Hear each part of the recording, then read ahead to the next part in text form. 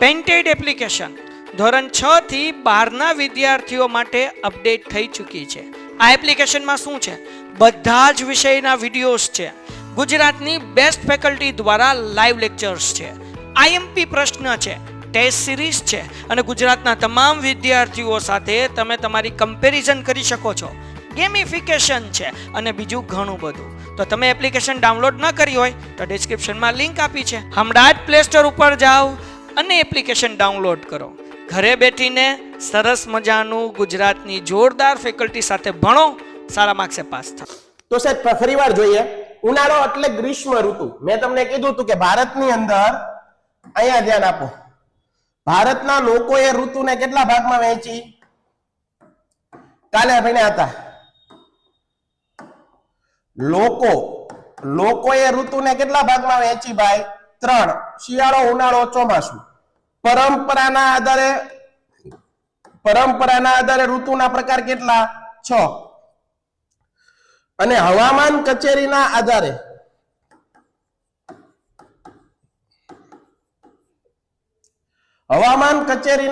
ઋતુના પ્રકાર કેટલા? તો કે ભાઈ ઋતુના પ્રકાર 4. આવું કાલ ભણાવ્યું હતું. પછી મેં શિયાળા ઋતુ વિશે પણ જોયું હતું, ઉનાળા વિશે પણ ભણાવ્યું હતું. ઉનાળાને આપણે ગ્રીષ્મ ઋતુ કહીએ, કારણ કે ઉનાળાની અંદર છે વાતાવરણ છે શુષ્ક હોય અને વાતાવરણની અંદર ગરમ તાપમાન વધારે હોય, ગરમ વાતાવરણ હોય, બરાબર. અને ઉનાળામાં લૂ પણ ફૂંકાય. માર્ચ થી મે મહિનો ઉનાળો કહેવાય આપણા દેશની અંદર. ઉનાળાને ગ્રીષ્મ ઋતુ તરીકે પણ ઓળખવામાં આવે છે. ઉનાળો સમયગાળો માર્ચ થી મે મહિનાનો હોય છે. ઉનાળા દરમિયાન લેવામાં આવતા પાકને, ઉનાળામાં જે પાક લેવામાં આવે સાહેબ, ઉનાળાની અંદર વરસાદ ન હોય, પાણી ન હોય, ખેતરમાં પણ પાણી ન હોય, તો ત્યારે ઉનાળાની અંદર જે પાક લેવામાં આવે છે એને જાયદ પાક કહેવાય. શિયાળાની અંદર અહીંયા ધ્યાન આપજો, બીજી વસ્તુ અહીંયા ધ્યાન આપજો, ઉનાળામાં જે પાક લેવામાં આવે એને જાયદ પાક કહેવાય, જાયદ પાક. શિયાળાની અંદર જે પાક લેવામાં આવે શિયાળામાં જે પાક લેવામાં આવે એને રવિ પાક કહેવાય. સાહેબ ચોમાસાની અંદર જે પાક લેવામાં આવે એને શું કહેવાય? ખરીફ પાક. તો વાત યાદ રહી ગઈ. આ પરીક્ષામાં પૂછાય કે ભાઈ ઉનાળાનો સમયગાળો માર્ચ થી મે મહિનાનો હોય છે. ઉનાળા દરમિયાન જે પાક લેવામાં આવે એ પાકને શું કહેવાય? એ પાકને જાયદ પાક કહેવામાં આવે છે. ઉનાળા દરમિયાન વાતાવરણનું તાપમાન સખત અને ઊંચું હોય છે. ઘણીવાર લૂ પણ વાય છે. ઉત્તર ભારતની સરખામણીમાં દક્ષિણ ભારતમાં ઉનાળો સૌમ્ય અને તાપમાન થોડું નીચું હોય છે, બરાબર. હવે વાત કરી ચોમાસાની. સાહેબ ચોમાસાનો સમયગાળો સામાન્ય રીતે જૂન થી લઈ અને સપ્ટેમ્બર સુધીનો હોય છે. ચોમાસાનો સમયગાળો સામાન્ય રીતે ક્યાંથી ક્યાં સુધીનો હોય? જૂન થી શરૂ કરી સપ્ટેમ્બર સુધીનો હોય છે. એને ચોમાસાની અંદર જે પાક લેવામાં આવે છે એ પાકને કહેવાય છે ખરીફ પાક કહેવાય. ચોમાસા ઋતુમાં જે પાક લેવામાં આવે છે એને કહેવાય ખરીફ પાક. ભારતની અંદર ચોમાસું સામાન્ય રીતે જૂન થી સપ્ટેમ્બર મહિના સુધી લંબાયેલું હોય. ભારતમાં ચોમાસું સામાન્ય રીતે જૂન થી સપ્ટેમ્બર સુધી હોય. બીજી વાત, ચોમાસામાં લેવામાં આવતા પાકને ખરીફ પાક કહેવામાં આવે છે. ભારતમાં ચોમાસું અથવા વરસાદ લાવતા પવનો, સાહેબ વરસાદ લાવતા પવનોને કયા પવનો કહેવાય? તો ભાઈ મેં તમને કીધું હતું, દક્ષિણ પશ્ચિમ માંથી આવતા પવનો, જેને નૈઋત્ય દિશામાંથી આવતા પવનો કહેવાય, જેને મોસમી પવનો કહેવાય. આવું મેં વસ્તુ તમને ભણાવેલી કે ભાઈ ભારતમાં ચોમાસું અથવા વરસાદ લાવતા પવનો નૈઋત્ય એટલે દક્ષિણ પશ્ચિમ માંથી આવે છે. આથી આવા પવનોને મોસમી પવનો કહેવાય, વરસાદ લાવતા પવનો કહેવામાં આવે છે. વાતાવરણ ભેજવાળું અને વાદળછાયું હોય છે. શિયાળાની અંદર જે પાક લેવામાં આવે, હમણાં જ કીધું મેં, ઉપર જ લખાયું, શિયાળામાં પાક લેવાય રવિ પાક કહેવાય, ચોમાસામાં પાક લેવાય ખરીફ પાક. એક માર્કના પ્રશ્ન છે. ઉનાળામાં જે પાક લેવામાં આવતો હોય એને જાયદ પાક કહેવાય. ચાલો, આટલી વસ્તુ કેટલા લોકોને ક્લિયર છે? ફટાફટ કોમેન્ટમાં લખો કેટલા લોકોને ક્લિયર છે. પરીક્ષામાં વરસાદનો ક્રમભંગ એટલે શું છે? આવો પ્રશ્ન પૂછાય. વરસાદનો ક્રમભંગ થવો એનો મતલબ શું છે? ભારતમાં વરસાદ લાવતા પવનો મોસમી પવનો છે અથવા તો નૈઋત્ય પવનો છે. જે કઈ દિશામાંથી આવે? દક્ષિણ પશ્ચિમમાંથી આવે. આ પવનો આખા વર્ષ દરમિયાન એક ધારા અને એક જ દિશામાં વાતા નથી. બરાબર, એક ધારા આ પવનો નથી આવતા. મોસમી પવનો પેલા તો અહીંયા ધ્યાન આપો, વરસાદ લાવતા પવનો, વરસાદ લાવતા પવનો, આ પવનોને કહેવાય મોસમી પવનો. કેવા? મોસમી પવનો. આ પવનોને કહેવાય દક્ષિણ પશ્ચિમ માંથી આવતા પવનો, દક્ષિણ પશ્ચિમ માંથી આવતા પવનો. હવે આ પવનો આખા વર્ષ દરમિયાન એક ધારા નથી વાતા, એક ધારા વાતા નથી. હું કીધું? આ પવનો એક ધારા વાતા નથી અને પરિણામે આ પવનો અનિયમિત હોય છે અને આના કારણે ક્યારેક વરસાદ પડે, ક્યારેક વરસાદ નથી પડતો. આથી એને કહેવાય વરસાદનો ક્રમભંગ. વરસાદનો ક્રમભંગ. હાલો ડન. વરસાદનો ક્રમભંગ. આ વસ્તુ યાદ તમારે રાખવી પડે. આ વસ્તુ આપણે શું કરવી પડે? યાદ રાખવી પડે. આગળ વધીએ. પાછા ફરતા પવનોની ઋતુ. સાહેબ, પાછા ફરતા પવનોની ઋતુ એનો મતલબ શું? કે ભાઈ ઓક્ટોબર થી નવેમ્બર નો સમયગાળો આવે, ઓક્ટોબર થી નવેમ્બર મહિનો આવે એટલે પાછા પવનો જોવા મળે. વરસાદ પૂરો થઈ જાય, ચોમાસું પૂરું થવું હોય, પાછા ફરતા પવનોનો સમયગાળો છે. તમને પરીક્ષામાં એવું પૂછાય કે પાછા ફરતા પવનોની ઋતુ કયા માસમાં? તો ઓક્ટોબર થી નવેમ્બર માસનો સમયગાળો પાછા ફરતા મોસમી પવનોનો સમયગાળો છે. એના પછી મોસ્ટ આઈએમપી વ્યાખ્યા છે ભાદરવાનો તાપ. ભાદરવા મહિનો છે, આપણા ગુજરાતી કેલેન્ડર પ્રમાણે જે ભાદરવો મહિનો હોય અને એની અંદર જે તડકો પડે, આ તડકો આટલો બધો ભયાનક હોય, આટલો બધો કાતિલ તડકો હોય કે માણસનું મૃત્યુ પણ થઈ જાય, આટલો ભયંકર તડકો પડે છે આ મહિના દરમિયાન, જેને આપણે આપણી દેશી ભાષામાં એમ કહીએ ભાદરવાનો તાપ. તાપ એટલે તડકો, હે ને? તો ભારતમાં ઓક્ટોબર નવેમ્બર ના સમયગાળા દરમિયાન તાપમાન કેવું રહેશે? ઊંચું. અને ભેજની પરિસ્થિતિને કારણે દિવસનું તાપમાન, હવામાન અકળાવનારું, મૂંઝારો થયા કરે, તમને અકળાવનારું હોય છે. આ સ્થિતિને, આ પરિસ્થિતિને ઓક્ટોબર હીટ અથવા ભાદરવાનો તાપ કહેવાય. આ પરિસ્થિતિને શું કહેવાય? ઓક્ટોબર હીટ અથવા ભાદરવાનો તાપ કહેવામાં આવે છે. પાકું થઈ ગયું? આ વસ્તુ મોસ્ટ આઈએમપી છે. પરીક્ષામાં પ્રશ્ન પૂછાય, તમને આ પણ પૂછાય કે પાછા ફરતા પવનોની ઋતુ કઈ? તો પણ આપણને આવડવું પડે ઓક્ટોબર થી નવેમ્બર મહિનો છે એ દરમિયાન જે પાછા ફરતા પવનોની ઋતુ કહેવાય. હાલો ડન છે. તો આટલી વસ્તુ તમને વ્યવસ્થિત ક્લિયર પાકી થઈ જવી જોઈએ. એક પ્રશ્ન છે, ભાઈને પ્રશ્ન પૂછી લઈએ. કોને પ્રશ્ન? ચાલો હવે અહીંયા ધ્યાન આપો. તો આ વસ્તુ ક્લિયર તમારે થઈ જવી જોઈએ. ભાદરવાનો તાપ પરીક્ષામાં પૂછાય છે, ભાદરવાનો તાપ.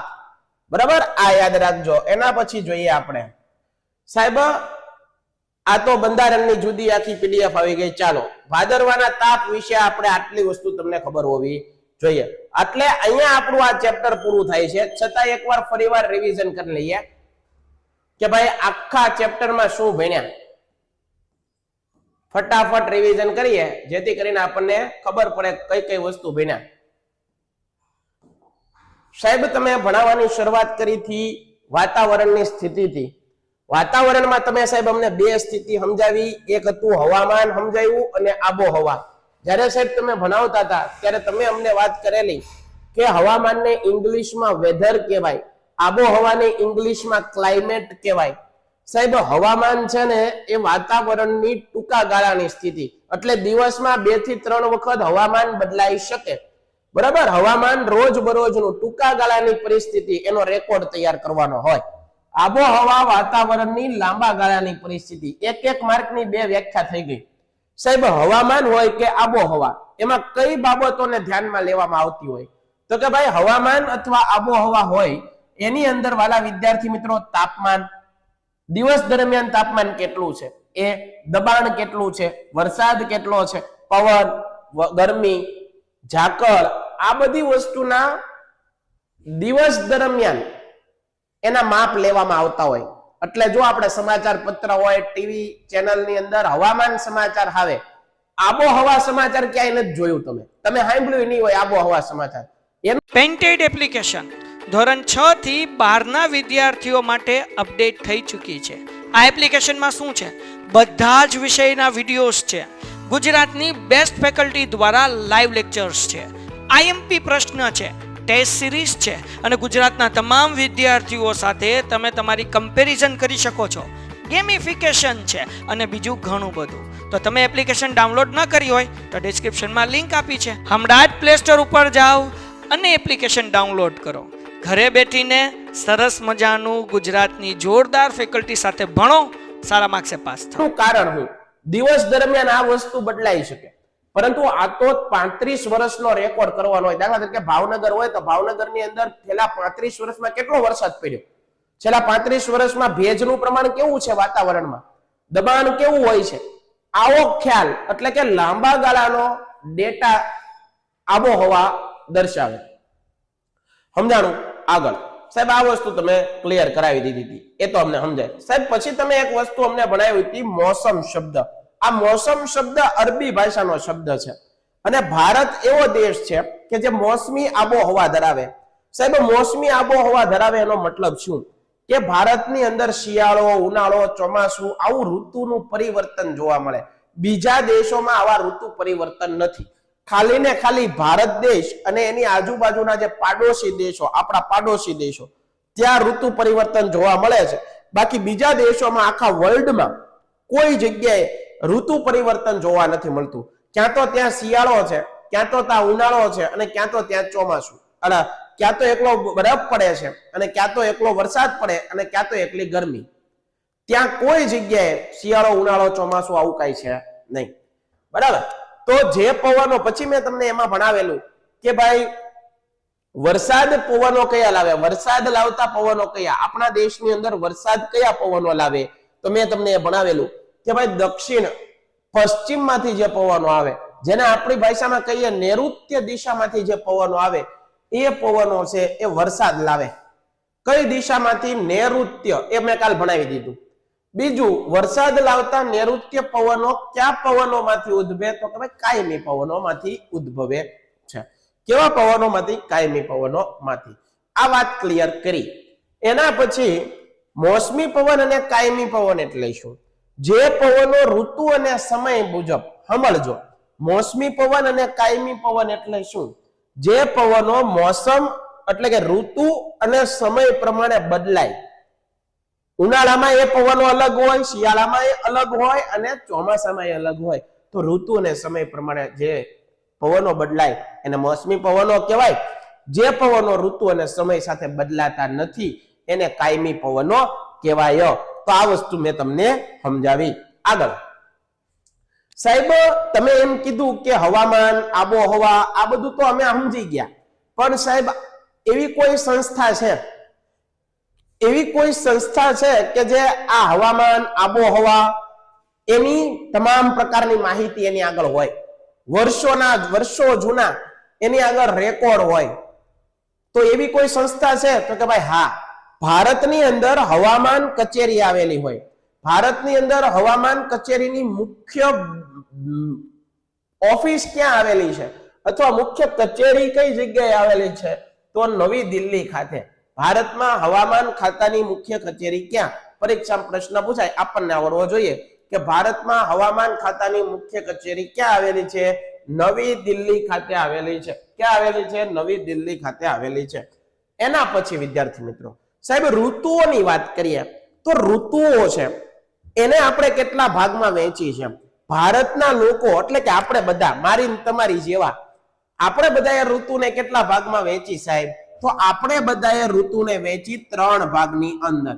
કેટલા ભાગમાં વહેંચી સાહેબ? 3 ભાગમાં. કેટલા ભાગમાં? ભાગમ ભાગ 3 ભાગમાં. Very good. પરંપરાના આધારે ઋતુને કેટલા ભાગમાં વહેંચો? પરંપરાના આધારે ઋતુને 6 ભાગમાં વહેંચી. કયા કયા? શિશિર, વસંત, ગ્રીષ્મ, વર્ષા, શરદ અને હેમંત. ભારતીય હવામાન કચેરી એટલે કે આ હવામાન કચેરીએ ઋતુને કેટલા ભાગમાં વહેંચી? હવામાન કચેરીએ ઋતુને વહેંચી 4 ભાગમાં. કેટલા ભાગમાં? 4. શિયાળો, ઉનાળો, ચોમાસું તો છે જ તે, પરંતુ પાછા ફરતા મોસમી પવનોની ઋતુ, પાછા ફરતા મોસમી પવનોની ઋતુ એ 4 ભાગમાં વહેંચી. ફરીવાર કહું, ભારતમાં હવામાન ખાતાની મુખ્ય કચેરી ક્યાં? તો કે ભાઈ દિલ્હી ખાતે. સાહેબ લોકોએ ઋતુને કેટલા ભાગમાં વહેંચી? 3. શિયાળો, ઉનાળો, ચોમાસું. પરંપરાના આધારે ઋતુના પ્રકાર કેટલા? 6. કઈ? શિશિર, વસંત, ગ્રીષ્મ, વર્ષા, શરદ અને હેમંત. બરાબર. એના પછી સાહેબ હવામાન વિભાગની મુખ્ય કચેરી, હવામાન વિભાગ છે એની મુખ્ય કચેરી કેટલી? એને કેટલા ભાગમાં વહેંચી? 4 ભાગમાં ઋતુ, અને ઉનાળો, શિયાળો, ચોમાસું અને પાછા ફરતા પવનોની ઋતુ. હાલો સાહેબ, આ વસ્તુ તમે ફરીવાર પાછી અમને સમજાવી, ફટાફટ રિવિઝન કરાવ્યું. જુઓ છે 3 મુદ્દા.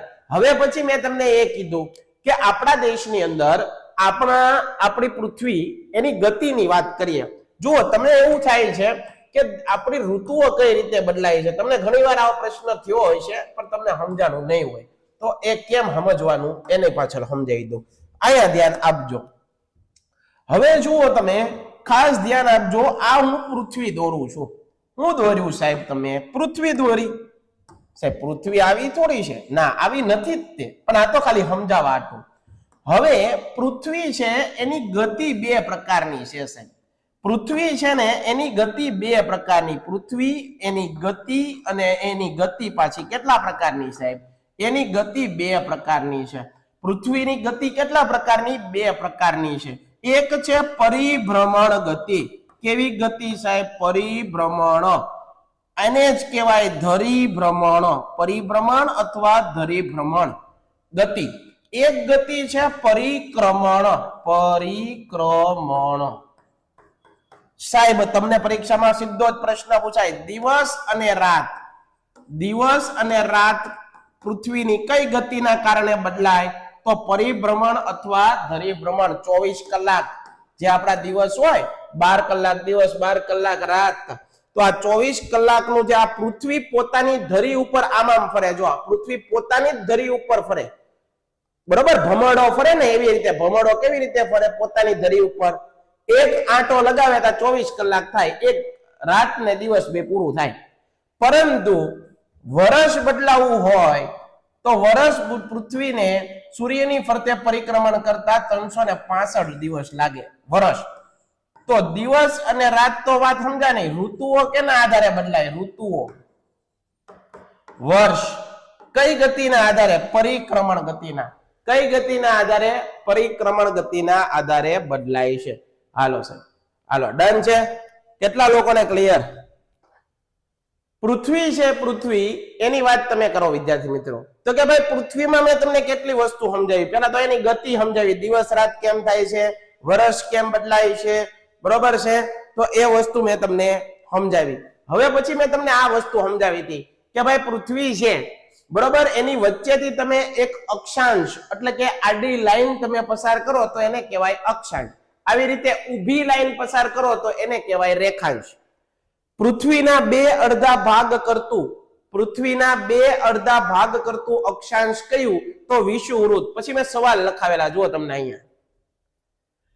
આવા બધા પ્રશ્ન પૂછાય. કર્કવૃત્ત પર સૂર્યના કિરણો ક્યારે સીધા પડે? તો 21 જૂનના દિવસે કર્કવૃત્ત પર સૂર્યના કિરણો સીધા પડે. અથવા તો 23.5 ઉત્તર અક્ષાંશને કયા નામથી ઓળખાય? તો કર્કવૃત્ત. પછી તમને એવો પ્રશ્ન પૂછાય, 21 જૂને સૂર્યના કિરણો કયા વૃત્ત પર સીધા પડે? તો તમારે કહેવાનું કર્કવૃત્ત પર. 21 જૂનને કયા દિવસ તરીકે ઉજવવામાં આવે? આ બધા પ્રશ્ન છે હો, જે પરીક્ષામાં પૂછાય. 21 જૂનને કયા દિવસ તરીકે ઉજવવામાં આવે? તો વિશ્વ યોગ દિવસ તરીકે. સાહેબ આ વિશ્વ યોગ દિવસ શરૂઆત ક્યારે કરી આપણે ઉજવવાની? આખા વિશ્વએ યોગ દિવસ ઉજવવાની શરૂઆત કરી 2015.